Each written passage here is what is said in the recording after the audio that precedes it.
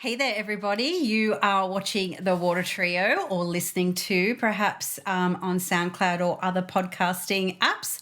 You are joined by myself, Cassandra, and my dear friends and colleagues, Alicia and Kelly. And a special appearance, just as we got started, is Winston. Oh, Winston!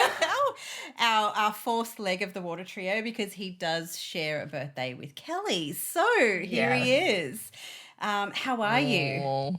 Well, I mean, I'm fantastic, but I'm very happy to see Winston making an appearance for anyone who is watching the podcast on YouTube, because I know when you shared on our Facebook page, Cass, that Winston had arrived in your life, there were so many comments of people posting their beloved fur babies as well. So I know. It was wonderful to see all the kitty cats out there. I sort of forgot just, how much cat ownership is a thing. Cat owners are very proud of their little feline babies, aren't they? Yeah. So yeah, he's adorable. So he's just before we press record, he's come and joined us. So we are together today to discuss the astrology of September 9, the week beginning September 9. So, but before we get started, how are you? How are you, Leash? What's been happening in your world? Enough chat about cats. I'm good. I'm actually a few people have been commenting on my personal Instagram page, or about, because they're hearing the chickens. I'm doing the daily updates at the moment, and they're hearing the chickens go off, and because we're recording at nighttime now, they're missing it. So I'll have to record a bit of a video of the chooky bums, because the chooks have grown up and they're massive now, actually. Yeah. And record a bit of video of them doing their thing for the Water Trio listeners who are missing them. Oh, so sweet. Yeah, but I am major FOMO recat, and as I sent the girls a video yesterday of my daughter. Oh my Lord. I mean, she's got a whole book full of all the cats she wants, but not that just she's a been book. drawing. She's drawn them and coloured them in and given them names. And there was Smudge and Tiger and Ginger. I think there was a Misty or Tinsel. Like, there was honestly 20. I'm like, she's so talented and persistent, because she didn't just draw one cat. She's drawn 20 cats. Just letting she is you a know, double Mum. Scorpio. That's how many I want. So, yeah. Well, Winston came into our life due to the persistence of a fixed moon child that I own. So that eventually I was like, okay, let's do it. And I'm so glad we did. And I actually do have my eye on an orange or ginger kitten who shares the same birthday that I do. And so then I might get a third cat in the new year that was born on Alicia's birthday, so that will have the feline Water Trio. The Scorpio cat from hell. So we could create our own meme, the one where there was the Scorpio cats. Oh my gosh, that was adorable. With the Scorpio cat in the middle trying to get out. Well, and I know it sounds like, oh my God, will we ever stop talking about cats? But I know one of our YouTube listeners, I was just looking up at that online while we're talking, Carly had mentioned that Leo season brought them a cat as well, completely unplanned. And Carly says the cat just showed up and decided to live with them. So that, I wonder who else got a cat in Leo season, but it sounds like it's been a bit of a theme. Exactly. With that much Leo, something Leonian or feline-ish had to come through. So he's... Well, we have... Sorry, now we're all in Virgo. Yeah, I was going to say Virgo. I actually did some of my own advice, which I think I shared in the podcast last week or the week before, about Virgo season. I have been batch cooking like a demon. Like I'm a professional food blogger or something. I'm making my casseroles for the freezer and getting back into making my gluten-free treats. All the Virgo energy, it's really taken me into the food, into the kitchen, even back on macro tracking. I'm I just want the data. I just want to know exactly how much I'm consuming, because there has been a few little blowouts. So it's definitely, and then we've just got bookshelves so we can organize our books finally. So it's very Virgo season in our neck of the woods. Yeah. And how about you, Leash? How has Virgo season been playing out for you so far? Yes, well, it's sixth house for me, so it's actually been highlighting some. I was hoping I'd be getting back on the exercise wagon with this, but I've had a few health issues that have flared up with this, and they've stopped me from exercising, but they've shown me exactly what's important in my lifestyle and what changes I need to put in place in a very detailed way to make sure I continues to support myself. And, of course, with all the connections into Uranus and Taurus, that means I'm scheduling rest. So I actually now schedule nana naps in my days because I have to. How Not to every know day. you're middle-aged because we need the nana naps. Yeah, no, it's called perimenopause. So, Yes. yeah. So it is, but it's like this whole thing now. So I do 4 days a week. I have nap in my calendar, and other days a week it's like go to bed at 9 o'clock. I have to, otherwise I can't function. It's been a real wake up call for this Aries rising, Aries moon to go, oh my God, I don't actually have all the energy in the world to burn anymore. No. It's like the Energizer Bunny. I'm literally just. Yeah. So anyway. Yeah, Mars in the sixth house is a really interesting one because it can trigger some flare-ups of underlying health concerns. So, when people have transiting Mars go through their sixth house or their sixth house sign, it definitely pulls your attention back onto those decisive actions that are needed to improve health. Yeah. What about you, Cass? I've really noticed that my gym performance has just kind of been, I'm really stoked with it actually. And just, my diet protocols. So I've just been trying to implement some new research and data in terms of losing body fat, but not losing my strength gains at the same time. So just kind of like, sort of remaining true to form in a sense, but doing the Virgo immutability, still heading in the same direction, but trying new things. And so far, the data, the numbers, that I track in my spreadsheet there, I'm tracking well. I'm really happy with my progress. Even just today, I, squatted a weight that I have not squatted since before having my son. So, yeah, like that was pretty invigorating. Yeah. That was 90 kilos, wasn't it, Cass? Pardon? Yeah, I wanted to. Was that 90 kilos? I got the 90 today. So yeah, I'm like, so where are we now? Like sort of mid-September. So I do want to crack the 100 by Christmas. And I know I said I wasn't going to do it, but I am probably going to get back up on the platform at some point soon. Yes. And throw a few heavy things around. I mean, this training block has just been flawless for me. Sometimes, you get little niggles or things play up, or, you might get really some great gains in one particular lift at the cost of another, but everything seems to be peaking pretty well at the same time. And just my compliance in terms of food has been really good. The numbers are dropping on the scale, but lifting under the bar. So I'm loving that. It's when the numbers go the other way. I'm not so happy. Yeah, exactly. Yep, she says wearing her swoosh T-shirt today. You're no all Metallica in it. today, Cass. You've got your gym junkie. Just do it. Oh, yeah. Yeah, well, I had my Metallica, in the ears today. So that, actually, no, I think it was Slipknot I did the Max too. But anyway, so yeah, like it's just, I have been a little bit of a numbers girl getting back and just, going over some, old data and, just going, well, if I try this or tweak that, how can that improve my performance? So I think the Mars Kazemi definitely, I just feel quite, I guess, tunnel visioned at the moment, like with this, and I'm really enjoying that. Like I don't have anything to really distract me from those like Martian goals because, when I get my Mars on, I really love it. So, I guess for me, like, I guess just to sort of share a little bit, in case somebody's got sort of similar things, I have Mars square Saturn. They form like Mars applies to Saturn within 3 minutes.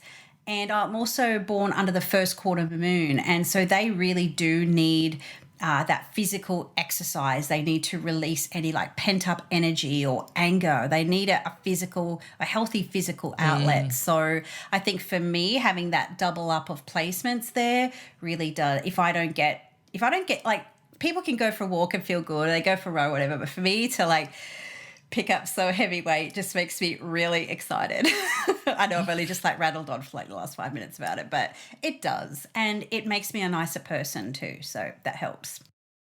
Yeah, I Yeah, think that's giving lovely Mars to his- see how you know, that the chart, you know, this can be a positive trait, but it needs this type of remediation, or you just need to balance it versus, Yeah. you know, this could be really difficult if you didn't have that outlet type of thing. Yeah, for sure. Like, and as I said, like I said it makes me a nicer person, I'm not being funny.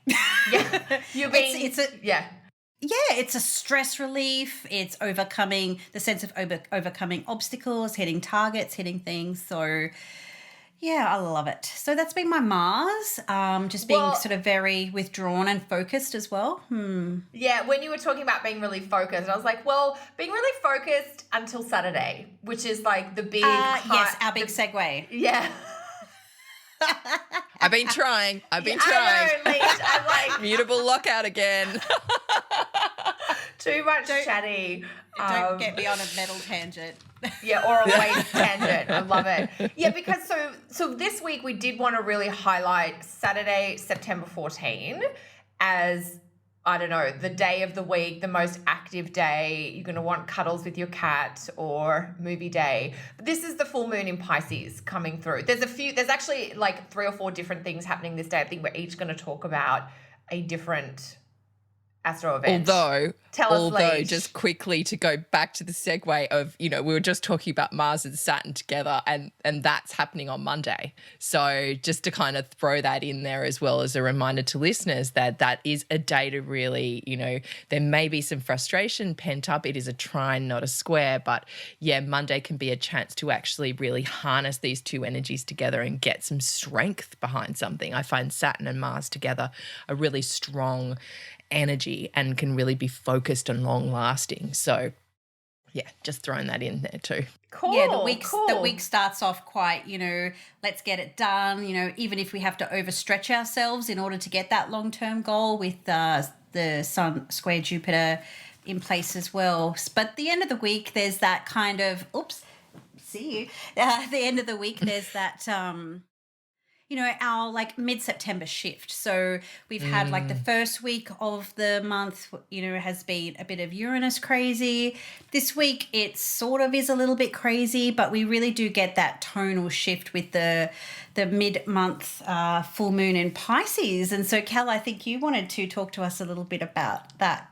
Well, yeah, I just felt that it was such a significant event this month, but also this week. It is the full moon in Pisces. Of course, I'm a little bit biased towards it because it's a nice break from the extreme organizational energy that does show up in Virgo season. So the full moon will be at 21 Pisces. It'll be Saturday, September 14, Australia, Canada, and the States. So I think from an experiential perspective, we're all going to notice it and feel it Friday night and Saturday night. So full moon on a weekend always brings in a lot more kind of heightened energy. But the full moon in Pisces is bringing in intuition and insight as well as an increase in sensitivity. So it's definitely giving this fluid, flexible, kind of go with the flow vibe to the weekend where you may not want to be on a hard schedule. You may need to put some breathing room in just to honor, you know, an inspiration that you get or a lot of the feelings that come up. What are you guys thinking about this full moon? Cass? I was waiting for you. Yeah, like yourself, Kel, I'm a little bit biased towards the Pisces full moon too because it does light up my 10th house. And I mean, I think it will be a really nice gear change to the way September has been so far.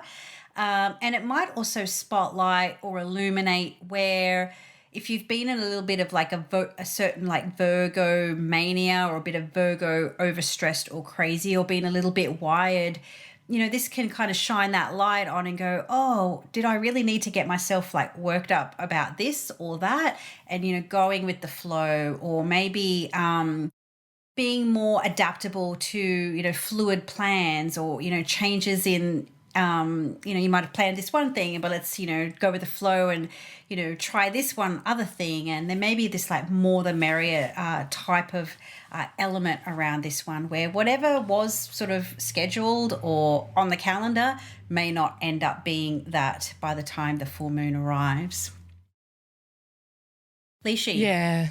Well, I mean, for me, it's crescendo. I mean, that's the word that keeps coming up, is because the last 2 weeks with all the Virgo energy, everything has, all the inner planets have touched all the outer planets. And I feel like it's one of those movies or one of those plays where, this scene involves a few actors or a few people, and then another scene involves a few others. And you're kind of like going, how is this all going to come together? And it brings you further and further in anticipation. And then literally on this Saturday, it's like this big crescendo as all the actors come on stage and you watch the drama play out and unfold. And then it's like, as you said, Cass, it's like this line in the sand of we step over and it's like, okay, and to be continued in a way, which is later in the year. So it's almost like this is a chance for us to just look at the last 2 weeks since that new moon in Virgo really and go, what threads have been pulled together? What, because the Jupiter story and the Saturn story have been so separate, but these Virgo triggers have brought them together. It's like, what tapestry has been woven with all of this that I can now look back on and then work out, okay, do I like it? Where does it fit in my home? What kind of, is this tapestry working for me? Do I need to go and unpick a little bit? How do I bring all this together? So, but it's in such a, it's Pisces, so it's creative, it's imaginative, it's go with the flow, it's not harsh and hard. So yeah, I just feel like it's just such a beautiful way to bring this to an end. It's almost like the fairy tale ending to the last 2 weeks. So, well, I'm keeping fingers crossed anyway. Yeah. It's 12th house for me, so who the hell knows what'll happen. But, it's maybe I'm living in a Neptune Pisces fantasy with that one. But, I mean, if all else fails, nothing a good glass of scotch or wine won't fix. I mean, it is a good point to talk about alcohol drinking and the consumption of other drug substances, because under the full moon, everybody, it's a biological thing that we get more easily affected by alcohol and drugs. And I think particularly under this full moon, which is in Pisces, it's close to Neptune, that desire to kind of escape or tune out or just, alter your reality in some way is going to be quite strong. And some of us are going to go for the vodkas or the scotch, the wines, and some of us are going to go for our other drug of choice, which could be, cannabis or something else. Netflix. But it might be TV or sugar or food. I mean, there are many things that we use, to quote Brené Brown, to numb ourselves. And not that I say we're going to have to numb ourselves, but, that idea of being able to tune out, restore, recharge. I mean, meditation, journal writing, a long bath, music. There are ways you can do that are more maybe functional or restorative. But I think that desire to escape and alter reality is going to be strong. And it's water. It's water. Yeah, the feeling. Get to the beach. Get to the lake. Get those long baths you're talking about. It's definitely allow that to be the thing. And if you have water with your scotch, that's part of it too. Yeah. Yeah. Blasphemy. I mean, when you were saying crescendo, Lise, sorry, I think I missed something there. She said blasphemy. Alicia goes, bit of water with your scotch and blasphemy. What about ice? Ice cubes? Does that count? I mean, don't. It's in my book, it's just neat, but I know people do different things with it, and there's not anything wrong with that, as Seinfeld would say. But yeah. But anyway, it's all about just relaxing, unwinding, doing it in the way that it depends. If Virgo has got you so wound up and you just need that release, or you just need that escape temporarily. Or perhaps, as Kel mentioned, something that's a little bit more nurturing or restorative that is kind of going to refill your cup. Sometimes, my son Lincoln and we'll just go drive, 30, 40 minutes south, and we just go for a walk on the beach. We get some ice cream and, hang out for a bit and come back home, and I just feel like a new person. So, sometimes, it's worth that drive if you do have to, travel a little bit to get to some water. And of course, I know not everybody is fortunate like we are in Australia. Like most of our population lives very close proximity to the coast. But if you can get near some water under the full moon, it's definitely worth it. So that is, and that whole idea of release and letting go, this happens right when we've got Venus and Mercury at the end degree of Virgo too, which leads us beautifully into, I think, what you were going to talk about, Cass. What I was going to talk about, I'm really quite looking forward to the end of this week, for all the reasons we've spoke about so far. Also, that Mercury and Venus change signs. So we have had them going through Virgo for the last little bit.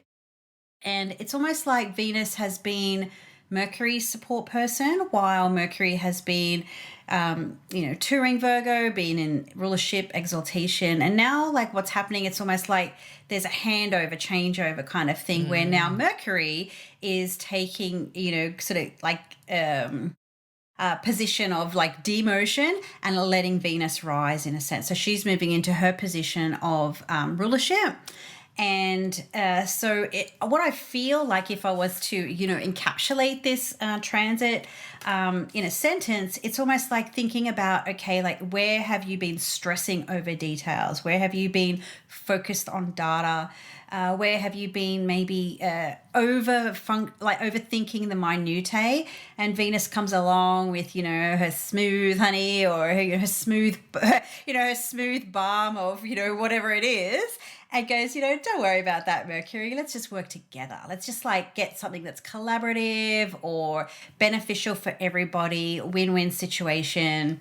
And let's not worry about the details, as much as we have been over the last couple of weeks. So I think that will be kind of nice. I feel that'll be a nice stress release and a nice kind of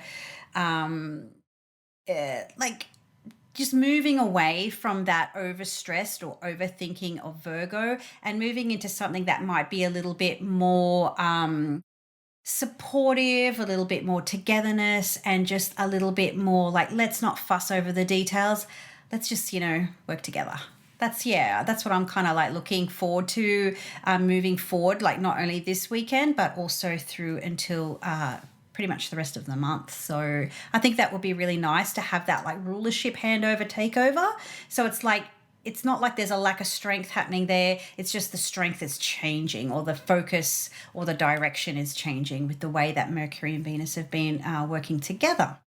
How about you girls? What are your thoughts on this kind of exciting thing that Mercury, and it's like they're skipping through the tulips or whatever at the moment, aren't they? So yeah, well, I like the analogy you used there. I mean, what I have pictured with this is, because it's like Mercury's the messenger who's like trying to quickly catch up to the Queen and pass something over to her, and then holds her hand literally as she then steps into her palace, into her land. And I, like personally, because this is angular for me, I'm so excited about Venus moving into Libra because it's been the hard yards for her in Virgo. She's all pleasure, beauty, love, and Virgo's hard work, discipline. Let's get focused. Let's look at our routine. And she's like, no, I just want to lie here in this beautiful garden and have someone feed me grapes. So I just feel like that it's just going to really lighten things up. And yes, she's going to go through a few tricky placements when she does this, but that's for later down the track. So let's just enjoy the first few weeks of this energy of just lightening things up. And I think it's Austin who said it's a little bit Disney princess. But it does feel like that, there is that kind of, well, let's just get dressed up pretty and go out and enjoy light, social, fun conversation and do all those beautiful things. And there's a charm and a diplomacy to her in this that is quite different to when she's in her own placement in Taurus. So there's a lot lighter energy and a lot more, I don't know, it feels like a conversational flow. So for me, and it's already booked, like I've got all these social arrangements happening. my hubby and I will be celebrating our wedding anniversary soon around under this energy as well. So, which I'm really looking forward to. So, yeah. What about you girls? What are you feeling about this? Look, I am Or you, also, Cal? I mean, it's a great shift. I think, in Virgo, where Venus and Mercury have been, it's very hard for Venus to do Venus things, but it's very easy for Mercury to do Mercury things. So we've had, I think, as you were saying, Cass, like the mind has been running the show, the data, the facts, the details. When we switch into Libra, and both Mercury and Venus move into Libra on the 14th, that's kind of why we picked the 14th as a big focus this week, because it's a major astro mid-month mood shift. It's Venus all of a sudden goes from a place where she's restricted to a place where she's fully supported and fully resourced. Mercury comes out of that place of dignity, but he's not having a problem in Libra. He's just kind of neutral. So Venus gets a lot better and Mercury doesn't have the kind of issues. And I think what you were describing, Leash, the words that I was thinking, or the concepts as you were talking about that more social light energy, particularly of Venus, the second or lesser benefic, moving into a home sign for her. It's the difference between earth and air, or things that are dry versus things that are wet from an astrological perspective. Earth is so practical and pragmatic and grounded and solid. And so we haven't necessarily had the chance in this first 2 weeks of September to do the fun, light, easy things, because we've had to do the practical, down-to-earth things. And the social shift is real. Air signs are very focused on human interaction, talking to people. They do like company, and the earth signs have a dry quality, so they can kind of cut through emotion and just be very pragmatic, whereas the air signs have a wet tone to them, so they're much more focused on connection and interaction. And so there's some technical changes there that are really good for Venus. And the second half of September, first part of October, when Venus is in Libra, this is one of the time periods in 2019 that I flagged back in January, my year ahead webinar, when I was talking about, when are the good periods in 2019. Venus in Libra in rulership, while Jupiter is still moving through Sag, is definitely one of those periods. Best, yeah. And there's going to be like the peak of that goodness, which does last for about 4 weeks, but it starts this weekend, will be at the end of the month. And we'll talk more about that when we get there. Sure. But it is definitely, it's a technical improvement astrologically. And I think we are, like the full moon, we've got Mars, Neptune opposing each other this weekend as well. There may be some confusion or even a bit of uncertainty or fogginess just at the weekend, September 14 and 15. But once that full moon fog passes and we've still got Venus and Mercury in Libra, the second half of September feels totally different. Sure does. Yes. Thank God. Yeah. Well, I feel like sometimes we say thank God every time something changes, and I'm like, well, Agreed. It's not that I'm disliking. I don't know. 2019's been like that, hasn't it? Though. Sorry, Kel. I spoke over you. No, that's good. You should get that Aries rising going, mate. It's not that I'm disliking the Virgo vibes. I'm actually doing a lot of my 2020 year ahead planning, so I'm really using the Virgo energy for what it has to offer. And then when we get the Libra shift, I'm like, right, then I'm going to sort of shift focus with what I'm doing, because that helps with different kinds of things, if that makes sense. Yeah, for sure. Like I have to order new makeup, and I'll probably do that by the time Venus goes into Libra. I don't know that I'll get that done with the Virgo planets. Yeah. Or if you have to, tweak some of your bitchcrafting skills, this conjunction is really ideal for that, sometimes, and it's, it might sort of sound funny, but, sometimes we do have to, enter into conversations or start, a line of discussion that can be a little bit tricky, that can not be easy for some people. And having that Venusian support there can perhaps, add that sugar on top that you're not normally able to do. Like maybe if you are a little bit more like Mercury and Aries, or if you're a Mercury Saturn person, having Mercury and Venus together in Libra, maybe you can say something and it will come out a little bit softer, or a little bit more kind, or a little bit more diplomatic or sweeter than it might otherwise be delivered. So there is that kind of ability, like it may be bitchcrafting the situation a little bit, but sometimes if that's what it takes to get a deal over the line, or getting the compliance or support or the help that you need, then, you know, use your Libra bit. Use your Libra bits. You know, it's what's happening in the sky. Tune into it and use it to your advantage. You know, if that's what it takes. So yeah. Because Libra is literally standing in the other person's shoes. So it's that ability to bring benefits for both people to the situation. And that's the beauty of this, you know, it helps us relate more. I mean, I read a book to my kids just quickly. It's called Be Polite and Kind. And not because I'm trying to force it down their throat, but this book is, I think it's designed for children with additional needs. So it's so they understand that it smooths the way of life for them, you know, because we're social creatures and we need to just get along. And you're going to attract a lot more flies with honey than vinegar, as my grandmother used to say. Yeah, there's a reason why we say, and what's the magic word? Yes. You know, like, is that how you ask mummy for things? Yes. I mean, yeah, because I call Venus in Libra cosmic honey, and she definitely helps grease the wheels. She brings, you know, there's a sweetness and like when something is sweet, you want more of it. And so if you're trying to create desire or connection, whether it's in a business setting or your love life, sweetness is going to go a long way. And Venus in Libra helps each of us tap into that kind of internal version of that sweetness or that honey.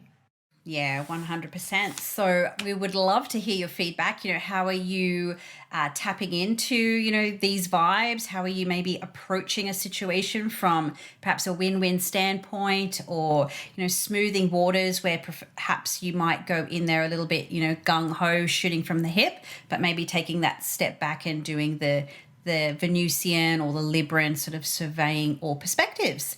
So before we wind up for the week of beginning the 19th, what have you girls got on your calendar that you might like to share with everybody? So the 9th, Cass, the 9th of September. Is it the 9th? Correct. The 9th, right, yes, yeah. This is the week beginning the 9th. I know, so much talking. So I've got my new course, Counselling Skills for Difficult Chart Combinations, starting actually today, Monday the 9th of September, although people might be listening to it the day before.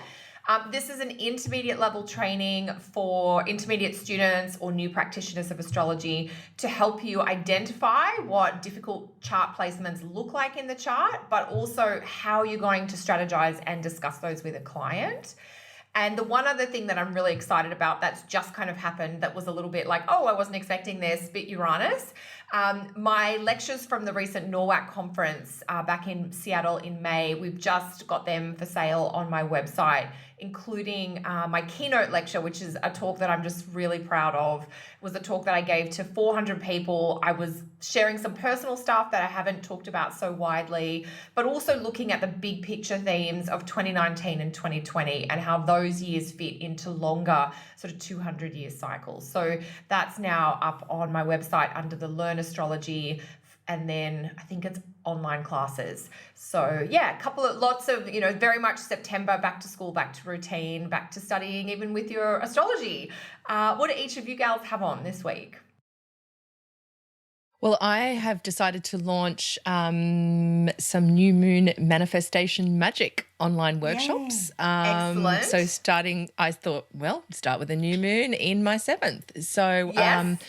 I will have something up, yes, I'll make sure it's up by Monday on my website for those who want to book in. So it will be live, although you don't have to be online to be part of it. You can download it at a later time. And yeah, it'll just be kind of showing how you can work with the energy of the new moon, specific for your house, to really start getting some magic and some remediation and different things happening in your chart. So it will definitely be a chat for those who can be online at the time for it, and a lovely kind of group supported situation. So that's awesome. Me. What about you, Cass? That sounds amazing. Well, I can fully, put my money down on Kelly's NORWAC keynote. I was there. It was wonderful. So I can't wait to listen. Yeah, it was so good. And so for me, so up until the new moon, the full moon on the 14th, I've actually got a 20% consult sale. So that you can get all the details on the events tab on my website, cassandratindall.com. And it's off for a couple of weeks, but I'm really excited to be doing my aversion webinar. So I delivered this for the first time at UAC. I did it for Aya early this year. So I've just sort of tweaked the content a little bit. And of course, all of that is on the events tab as well. So aversion is when the ruler of your house does not see the house it rules, and some of the problems and bits and pieces that can pop up with that. So it's some really juicy material. It's been really well received. So really looking forward to delivering a few fresh perspectives on that. So there we go. And I, for one, can vouch for that nice too, because I listened to it and I learned a lot. So, it's an awesome workshop. Yeah. Yeah, it's so insightful, such an underutilized technique. So, I'm so glad you're all going to be sharing that again, Cass. I love to unearth all the it's like I've got this secret eighth house or something. I really don't. And, I do think we sort of default to, eighth house problems or Saturn problems or squares and opposition problems. But sometimes it's the things we don't see in our own charts that we really, because we literally don't see what we're in aversion to, can create the blind spots that are really the big key issues there. So anyway, I won't, save it for the webinar. So I'd love to see you. I think it's on the 26th, so not for a little bit yet. But anyway, that's our big full moon week, our, some interplanetary movement, and then a little bit of a for the rest of September. So yes. Alrighty, guys. Well, great to connect with you all again. I will see you on social media throughout the week, and see you next time. Thanks, everyone. Thanks, everyone. Bye. Bye. See you later.